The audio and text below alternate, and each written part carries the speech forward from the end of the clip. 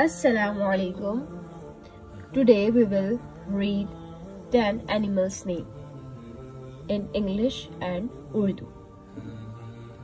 Horse, ghoda. Horse, ghoda. Cow, guy. Cow, guy. Wolf, bhediya. Wolf, bhediya. Sheep, भेड़. Sheep, भेड़. Deer, हिरन. Deer, हिरन. मोल, चुचुंदर. मोल, चुचुंदर. Ox, बैल.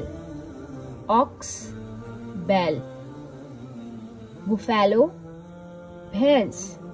Buffalo, भैंस. Mongoose, नेवला. Mongoose, नेवला. Stag, बारहसिंगा. Stag, बारहसिंगा.